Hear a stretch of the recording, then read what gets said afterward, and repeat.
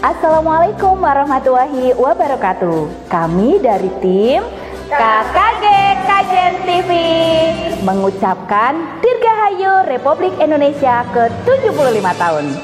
Jayalah terus Indonesiaku merdeka.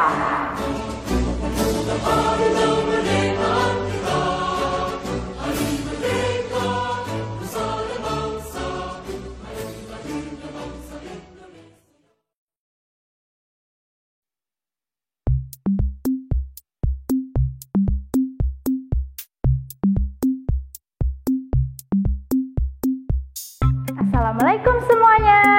Semoga kalian semua tetap sehat ya.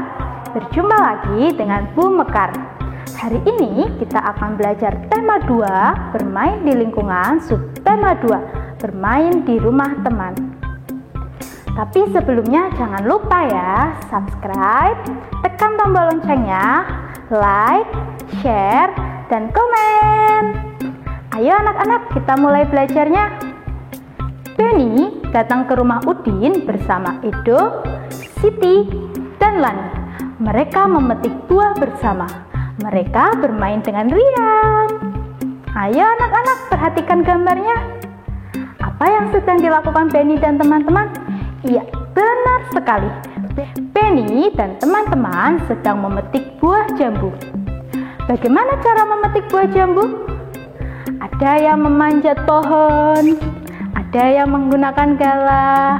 Galah itu merupakan tongkat yang digunakan untuk memetik buah.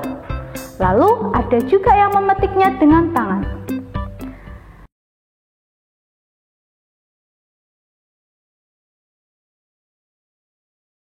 Memetik buah di rumah Udin. Pohon jambu di rumah Udin sedang berbuah. Udin mengajak Benny dan teman-teman untuk bermain di rumahnya. Mereka memetik jambu yang tumbuh di depan rumah. Buahnya sangat banyak. Udin dengan semangat memanjat pohon jambu. Benny memetik jambu dengan menggunakan galah. Lani memetik jambu yang buahnya tidak terlalu tinggi. Sementara Edo dan Siti mengumpulkan buah jambu yang sudah dipetik. Mereka bermain dengan riang gembira. Nah, di sini dijelaskan bahwa Benny sedang memetik buah jambu bersama teman-temannya di rumah Udin. Ada yang menggunakan galah, ada yang memanjat pohon.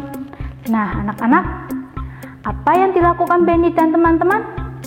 Mereka sedang memetik buah jambu di rumah Udin. Siapa yang ikut bermain di rumah Udin? Ada Benny, Lani, Siti, dan Edo. Di mana Benny dan teman-teman memetik jambu? Di depan rumah Udin. Nah, bagaimana cara Benny dan teman-teman memetik jambu? Tadi ada beberapa cara. Ada yang memetiknya dengan menggunakan galah, Udin memetiknya dengan memanjat pohon, dan ada yang memetiknya dengan tangan. Itu cara mereka memetik buah jambu. Apa yang digunakan Benny untuk memetik buah jambu? Ya, benar. Benny memetik buah jambu dengan galah.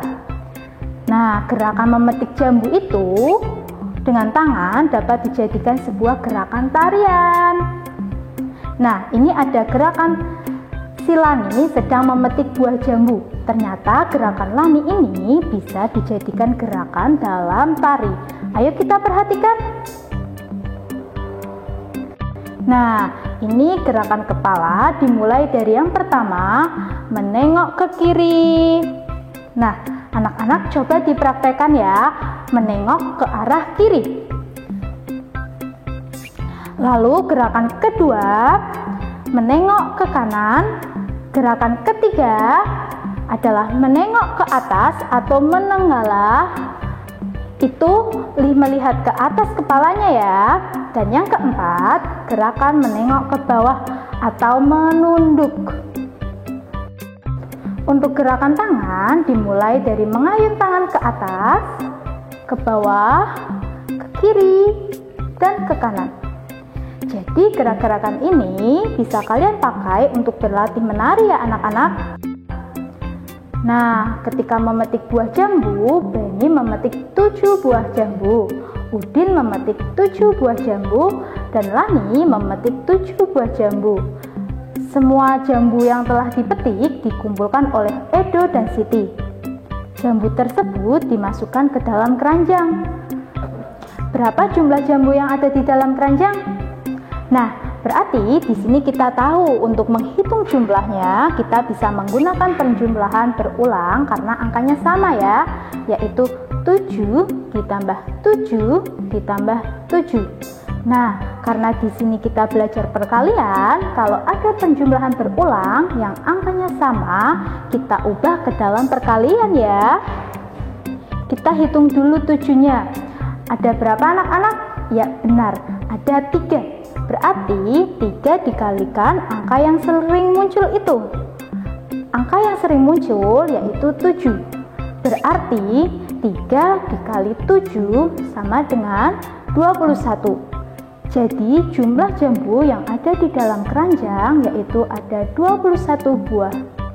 Nah, di sini Bu Mekar punya contoh lagi anak-anak. Dayu mempunyai 2 kotak pensil. Masing-masing kotak berisi 9 pensil. Jumlah pensil Bayu seluruhnya adalah, nah kita buat dalam bentuk perkalian. Maka bentuk perkaliannya karena ada 2 kotak pensil dan masing-masing kotaknya ada 9, berarti perkaliannya adalah 2 dikali 9. Lalu kita ubah ke dalam bentuk penjumlahan berulang untuk mengetahui hasilnya. 9 ditambah 9, hasilnya 18. Jadi jumlah pensil Dayu jumlahnya ada 18. Nah anak-anak, selain mereka memetik buah jambu, mereka juga mengamati wujud-wujud benda di sekitar loh. Yang pertama ada benda padat. Benda padat banyak terdapat di sekitar kita. Benda padat mempunyai bentuk tetap. Ukuran benda padat juga tetap. Contoh benda padat adalah simpai. Jika dipindahkan dari meja ke lantai, bentuk dan ukurannya simpai tidak akan berubah. Jika simpai dipindahkan ke lemari, bentuk dan ukuran simpai juga tidak akan berubah. Apapun dipindahkan ke berbagai tempat, bentuk dan ukuran benda padat akan selalu tetap.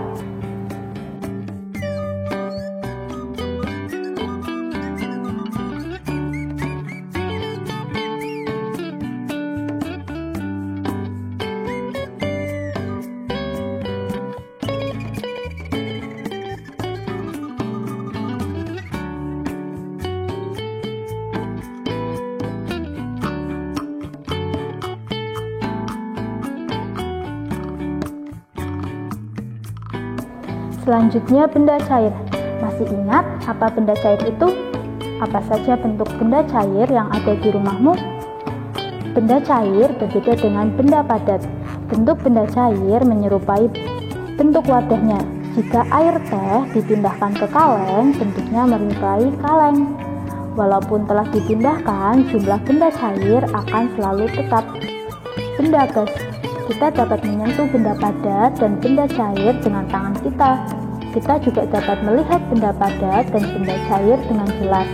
Buku, pensil, air, dan susu dapat dilihat dan disentuh. Bagaimana dengan benda gas? Bisakah kamu melihat dan menyentuhnya? Perhatikan balon. Bagaimana bentuknya? Balon berbentuk bulat, padahal di dalamnya terlihat kosong. Di dalam balon berisi udara. Udara merupakan benda gas. Bagaimana dengan pesawat kertas yang bisa terbang? Pesawat kertas bisa terbang karena adanya angin. Angin adalah udara yang bergerak. Angin juga termasuk benda gas.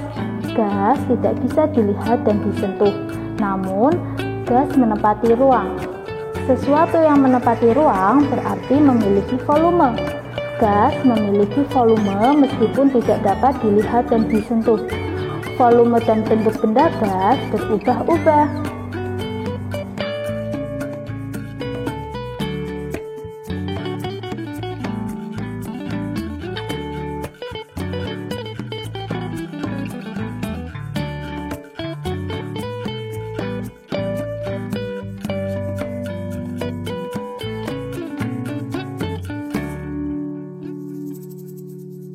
Sudah paham kan?